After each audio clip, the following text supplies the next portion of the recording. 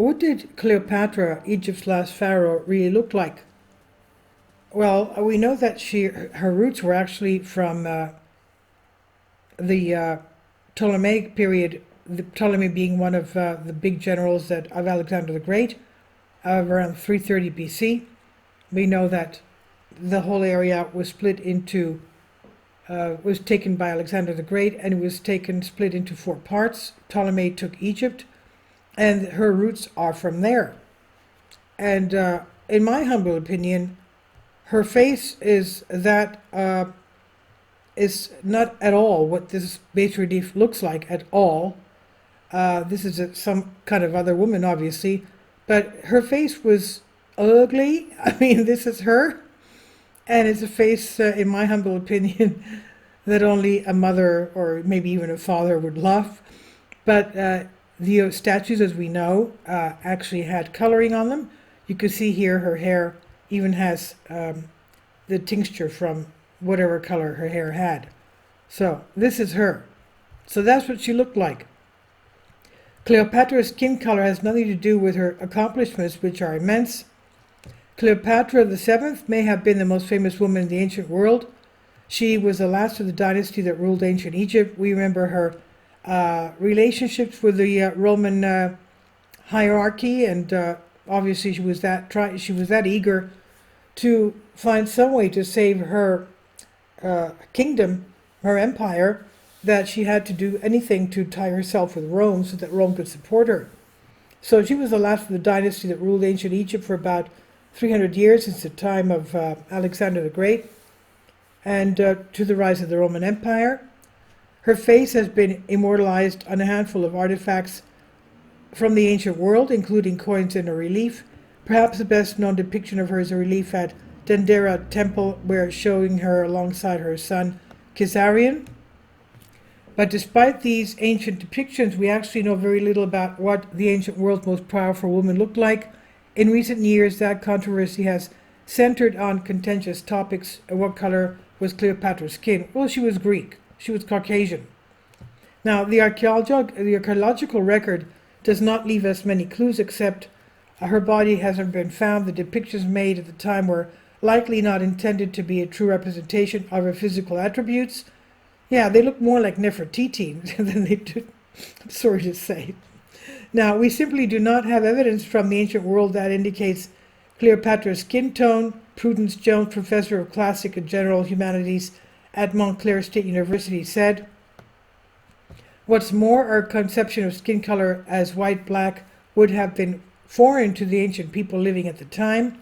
Cleopatra VII reigned from roughly 51 to 30 BC and was the last ruler of the Ptolemaic dynasty, which ruled Egypt for nearly 300 years.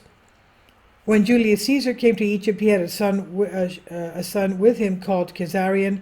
Later, she had a romance with Mark Antony. She had a son by Julius Caesar, which she called Khizarian. Later, she had a romance with Mark Antony, which resulted in the birth of 3 children. After the forces of Octavian conquered Egypt in 30 BC, she committed suicide." Now, the artifacts we have today are not numerous. They include coins minted of her that have been found at the site of Daposiris Magna in Egypt.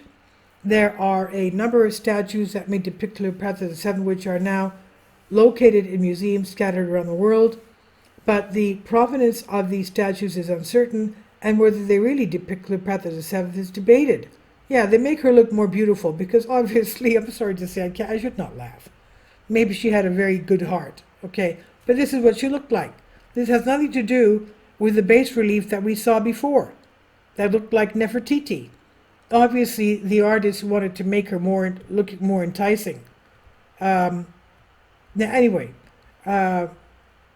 the artifacts in Dendera don't tell us much about what she looked like. Andrew Kenrick, a visiting researcher fellow at the University of East Anglia in the UK, said that ancient writers usually did not discuss what ancient figures looked like. Kenrick also noted that ancient statues can be misleading. Sculptures and statues were intended as projections of various facets of a figure rather than intended as a true likeness. For instance, a sculpture may depict a ruler as being more muscular than they actually are. Additionally, we don't know the identity of Cleopatra's mother or paternal grandmother, Kendrick noted, which means it's possible Cleopatra could have African descent. And let's remember, she came from a descendant from the Emperor Ptolemy. Now, what we do know is Cleopatra's father was Greek, and she would have considered herself to be Greek, although she did portray herself to be Egyptian when it suited her politically, Kendrick said. At times, the Ptolemies married within their own family, and Cleopatra the Seventh was married to her brother. Oh my God, I'm so... Okay. To her brother Ptolemy the 14th, before he was killed in 44 BC. However, Zahi Hawass, former Egyptian antiquities minister, believes her Greek patronage points clearly to one answer. Cleopatra was not black, Hawass said in response to Adele James, a biracial actress, being cast to play the Queen in the Netflix show Queen Cleopatra. As well-documented history attests, she was the descendant of a Macedonian Greek general who was the contemporary of Alexander the Great. Her first language was Greek, and in contemporary bust and portrait she's depicted clearly as being white, Hawass wrote in a column for Arab News at the time. Hawass did not return Life Science request for comment. Can skeletal remains reveal what Cleopatra looked like? In 2009, the BBC aired a documentary called Cleopatra, Portrait of a Killer, in which the documentary makers talked to researchers examining skeletal remains found in 1926 in the tomb at Ephesus in modern-day Turkey. The researchers believe that the bones belonged to Arsinoe IV, a sister of Cleopatra, who was killed on the orders of Mark Antony in 41 BC. Ancient records indicate that Cleopatra encouraged the killing, fearing that Arsinoe would try to take her throne.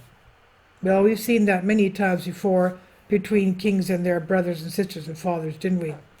Although the skull was lost during World War II, the team restructured and analyzed the skull using photographs and drawings and claimed they identified cranial features that suggest Arsinoe IV's mother was of African descent. The distance from the forehead to the back of the skull is long in relation to the overall height of the cranium, and that's something which you see quite frequently in certain populations, one of which is ancient Egyptians and other would be black African groups, which could suggest that Arsinoe IV had mixed ancestry. Caroline Wilkinson, anthropology professor at the University of Liverpool, said, if one assumes that Arsinoe IV was Cleopatra's full sister, it would suggest the queen may have been of partly African descent, the researchers noted. However, a literature research did not reveal any published research in a scientific journal detailing these reconstructions. The researchers who made the suggestion did not return requests for comment at that time of publication, and a 2021 study in the journal Forensics, scientists found that when forensic anthropologists tried to estimate ancestry for 251 skulls from people in the US of mixed ancestry, they were wrong 80% of the time.